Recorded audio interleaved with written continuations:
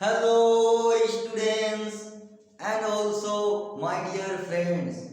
Good morning, Suprabhat, Namaskar.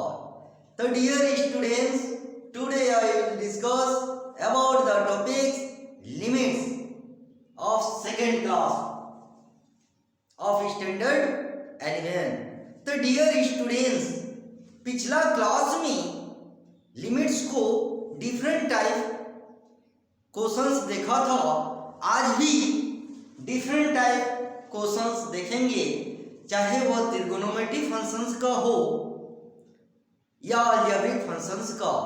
इससे आप लोगों को जो बेनिफिट होगा कि कैसे डिफरेंट टाइप का त्रिगोनोमेट्री फंक्शंस का यदि क्वेश्चंस रहता है उसका लिमिट कैसे फाइंड आउट करेंगे, और जब डिफरेंट टाइप का अलजेब्रिक का फंक्शंस रहता है फ्रैक्शन पार्ट में उसका कैसे लिमिट्स का वैल्यू बैठा के फाइंड आउट करेंगे। इससे as a student point of view से आप लोगों को काफ़ी बेनिफिट भी होगा, और कैसे माइंड में सेटअप करके रखना है और कैसे एग्जाम हॉल में बेझिझक किसी भी क्वेश्चन कहीं से भी पूछा जाएगा आसानी से सॉल्व कर सकते हैं, चाहे वो किसी भी बोर्ड्स का स्टूडेंट हो। तो डियर स्टूडेंट, चलिए वन बाय वन आज जो फ्रैक्शन जो पार्ट है, चाहे वो त्रिकोणोमेट्री फंक्शंस का हो या अलजेब्रिक फंक्शंस का, कैसे फाइंड आउट करना है डिफरेंट टाइप लिमिट्स का ये सब क्वेश्चंस। तो चलिए वन बाय वन आप लोग as a student point of view से लर्न करने का और माइंड में सेट करने का प्रयास करना है।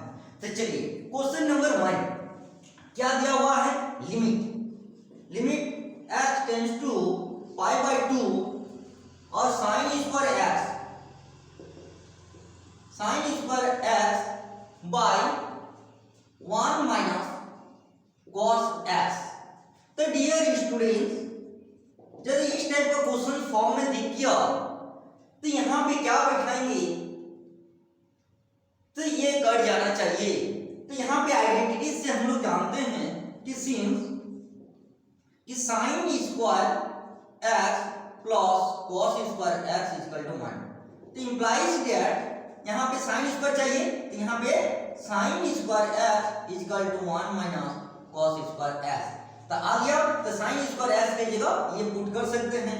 तो therefore limit x tends to pi by 2 और साइन स्क्वायर x की जगह हम लोग ये पुट कर सकते हैं। साइन स्क्वायर x मतलब 1 minus cos square x sign square x की जगह, और नीचे जो है 1 माइनस cos x। क्लियर।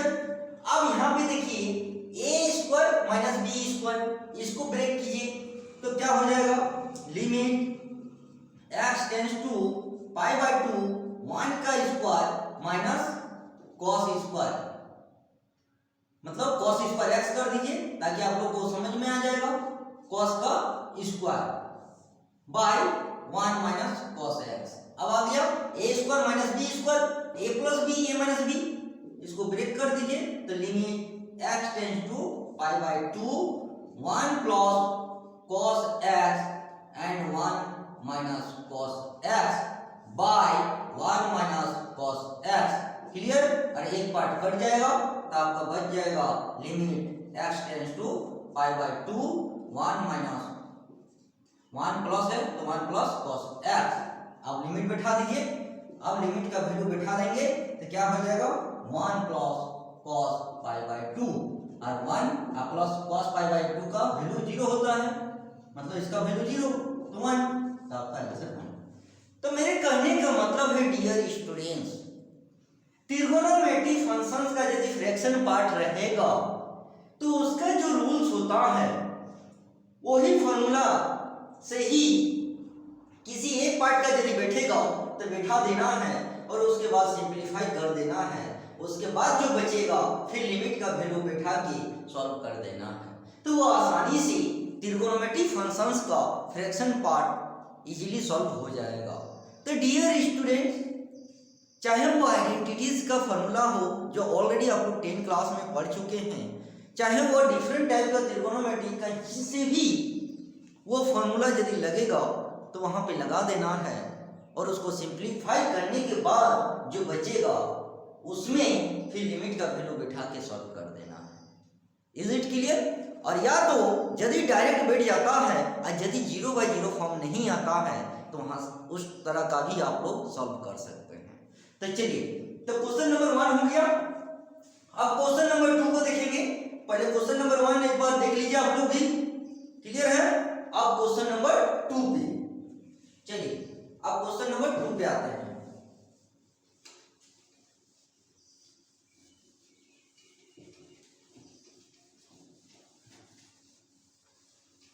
अब क्वेश्चन नंबर जो 2 है वो है limit π/2, limit x tends to π/2 and cos square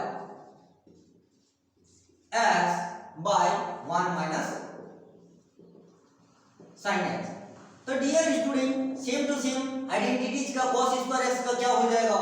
तो देखिए यहाँ पे फिर से हम लिख देते हैं कि since sin square x plus cos square x equal to 1। यहाँ cos स्क्वायर x चाहिए तो यहाँ पे cos स्क्वायर x क्या हो जाएगा?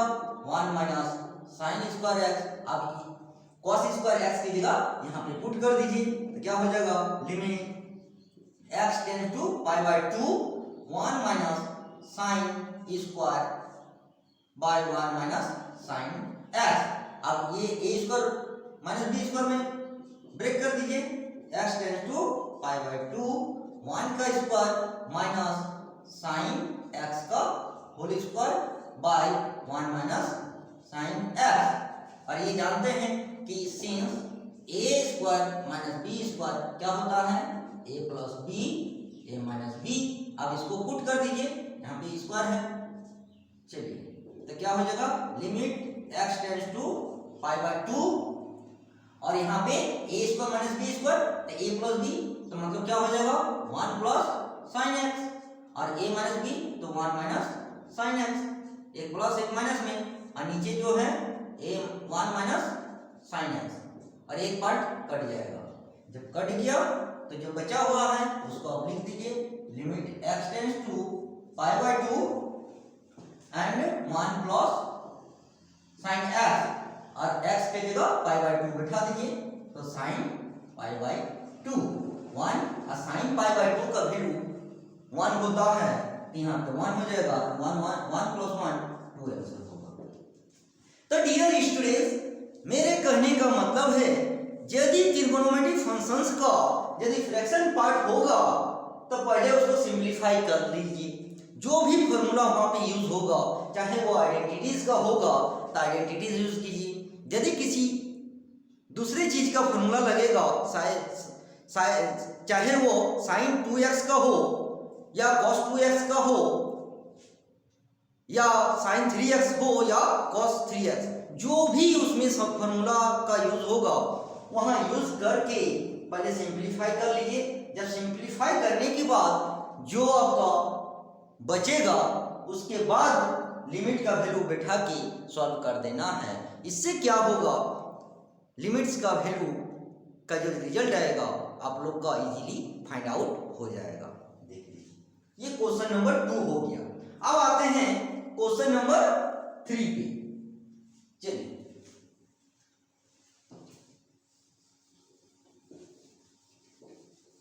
तो यहां पे क्वेश्चन नंबर 3। चलिए, क्वेश्चन नंबर 3 पे है कि limit x tends to 4 and x square minus 16 by x minus 4। तो यहाँ पे यदि डायरेक्ट बैठाएंगे तो क्या हो जाएगा डियर स्टूडेंट? 4 का स्क्वायर माइनस 16 बाय 4 माइनस 4, तो क्या हो जाएगा? 16 माइनस 16 बाय 4 माइनस 4। देखिए 0/0 फॉर्म। तो पिछला क्लास में ही हम बताए थे या तो एल हॉस्पिटल अप्लाई करना है या तो अलजेब्रिक जो फंक्शन है उसी को सिंपलीफाई करके 0/0 फॉर्म को हटाना है, तभी आपका लिमिट्स का वैल्यू फाइंड आउट होगा। तो यहाँ पे एल हॉस्पिटल रूल्स भी लगा सकते हैं या तो इसको सिंपलीफाई करके जो बचेगा उसमें लिमिट्स का वैल्यू बिठाने से सॉल्व हो जाएगा। तो चलिए बिठा के दिखा देते हैं। तो नाउ यहाँ पे क्या हो जाएगा, 0/0 फॉर्म आ गया। तो लिमिट x टेंड्स टू 4 और आपके पास है x स्क्वायर और 16 को क्या लिख सकते हैं 4 का स्क्वायर बाय x माइनस 4 हो गया। अब यहाँ पे क्या कर सकते हैं कि लिमिट x टेंड्स टू 4 और a square minus b square, तो a plus b and a minus b by x minus 4। देखिए एक पार्ट कट गया, यहाँ पे एक पार्ट कट गया, तो मतलब क्या हो गया, limit x tends to 4 x by 4। अब लिमिट बैठा दीजिए।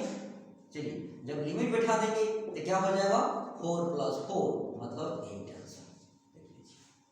तो डियर स्टूडेंट यदि अलजेब्रिक फंक्शंस का यदि फ्रैक्शन पार्ट रहेगा तो पहले लिमिट बैठा के चेक कर लीजिए डायरेक्ट।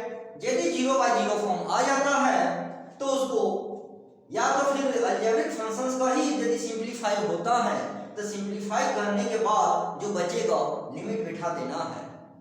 और सेकंड जो आपका प्रोसेस है जो पिछला क्लास में मैंने बताया था, एल हॉस्पिटल रूल्स, जो ना एनसीईआरटी में है, ना आरएस अग्रवाल में है, ना ही आरडी शर्मा में है, ना ही ओसवाल में है, ना ही एडुकार्ट में है। वो मेरे उस जमाने का एक लालजी प्रसाद राइटर बुक में लिखा था, उसमें बताया गया था कि यदि 0/0 फॉर्म आता है तो एल हॉस्पिटल रूल से अप्लाई करके 0/0 फॉर्म को खत्म किया जा सकता है। और एल हॉस्पिटल रूल्स बोलता है कि तब तक डिफरेंशिएट करना है ऊपर और नीचे numerator part and denominator part को जब तक उसका 0/0 फॉर्म खत्म नहीं हो जाता है। तो डियर स्टूडेंट्स मेरे कहने का मतलब है आप लोग इसको भी अप्लाई कर सकते हैं और बाय एल हॉस्पिटल रूल्स भी अप्लाई कर सकते हैं। दोनों ही आप लोग का आसान होगा 0/0 फॉर्म को खत्म करने का। तो चलिए एल हॉस्पिटल रूल्स का भी दिखा देते हैं। चलिए ये तो हो गया और यहाँ एल हॉस्पिटल रूल्स भी अप्लाई कर सकते हैं बाय, इसको एल हॉस्पिटल रूल से भी दिखा देते हैं bye L hospital rules.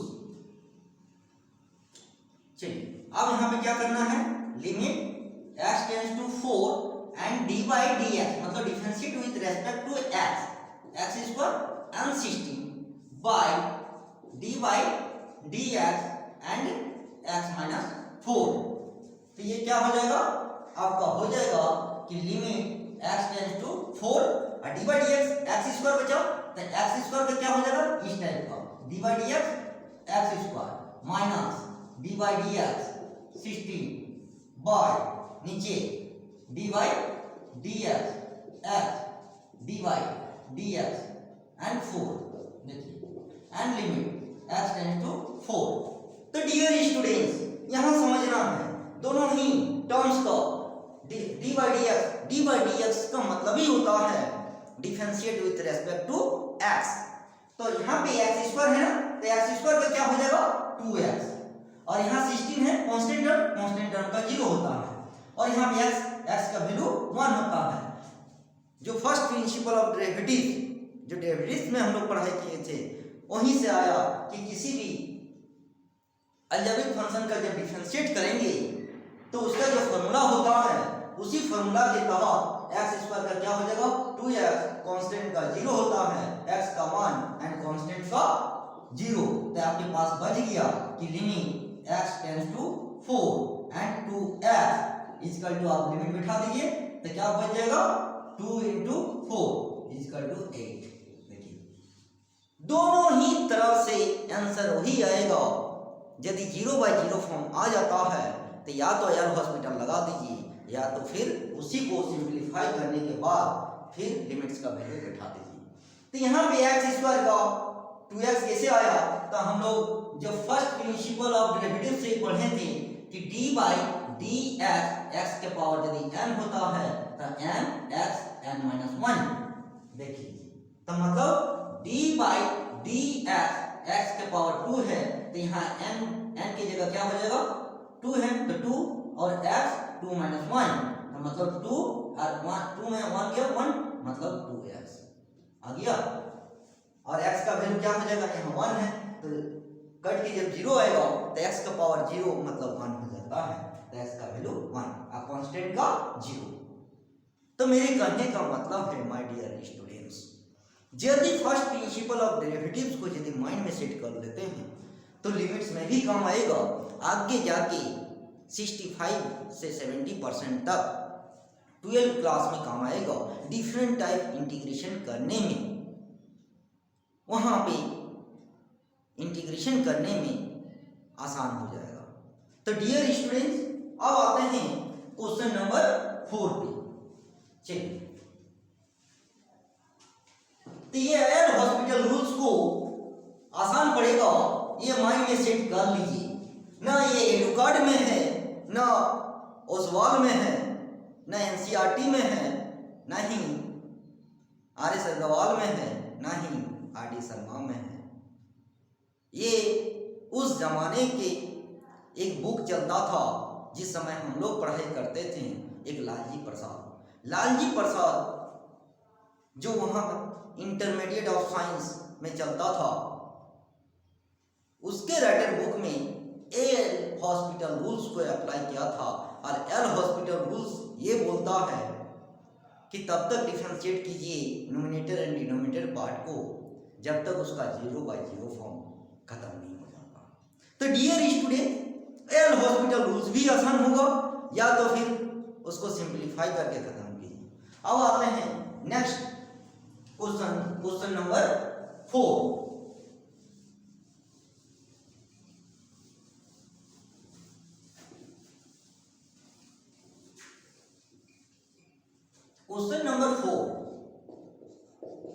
Question number 4 बोलता है कि limit x tends to 2 and x square -4 by x - 2। अब देखिए यहाँ भी वही हल है, यदि हम लोग डायरेक्ट बैठाएंगे तो 2 का स्क्वायर -4 एंड 2 - 2 मतलब 4 - 4 बाई 2 - 2 इक्वल टू 0/0 फॉर्म। तो यहाँ भी वही हल है, या तो एल हॉस्पिटल लगा दीजिए या तो फिर अलजेब्रिक को ही सिंप्लीफाई कर दीजिए, आसानी से हो जाएगा। तो मतलब ना इसको limit x tends to 2 and x square, आप 4 को क्या लिख सकते हैं, 2 का स्क्वायर लिख सकते हैं बाय x - 2। तो लिमिट x टेंड्स टू 2 और a स्क्वायर - b स्क्वायर, तो a plus b and a minus b हो गया एंड x - 2 नीचे ये है, एक पार्ट कट जाएगा। तो limit x tends to 2 and x plus 2 आप लिमिट बैठा दीजिए तो बैठ जाएगा 2 + 2 = 4। क्लियर। तो यहाँ पे अलजेब्रिक को भी सिंप्लीफाई करके लिमिट बैठा देने से रिजल्ट हो जाएगा। या तो फिर एल हॉस्पिटल रूल भी लगा सकते हैं, देखिए लगा के by L hospital rules, same to same वही रिजल्ट आएगा। तो क्या हो जाएगा, limit x tends to 2 and d/dx x square -4 by d/dx x - 2। तो लिमिट x टेंड्स टू 2 और 2x का x स्क्वायर का 2x कांस्टेंट का 0, कांस्टेंट को 0 होता है तो छोड़ दीजिए, x का 1, तो मतलब limit x tends to 2 and 2x and 2 × 2 = 4। देखिए आ गया, और ये भी है, देखिए दोनों सम है तो दोनों का रिजल्ट सेम होगा। तो डियर स्टूडेंट्स, मेरे कहने का मतलब है एल हॉस्पिटल रूल्स को माइंड में सेट कर लीजिए, या तो फिर जिस कैंडिडेट्स को, जिस स्टूडेंट को सिंप्लीफाई करने में दिक्कत होगा तो एल हॉस्पिटल रूल्स लगा दीजिए। L hospital numerator part and denominator part को डिफरेंशिएट कर देना है। d/dx का मतलब होता है differentiate with respect to x। तो दोनों ऊपर नीचे डिफरेंशिएट करने के बाद जो आएगा, सिंप्लीफाई करने के बाद, उसके बाद लिमिट का वैल्यू बिठा दीजिए, सॉल्व कर दीजिए, दोनों का ही रिजल्ट सेम आएगा। क्लियर। अब आते हैं क्वेश्चन नंबर 5 पे, तो आप लोग भी देख लीजिए। चलिए क्लियर हो गया। अब क्वेश्चन नंबर 5,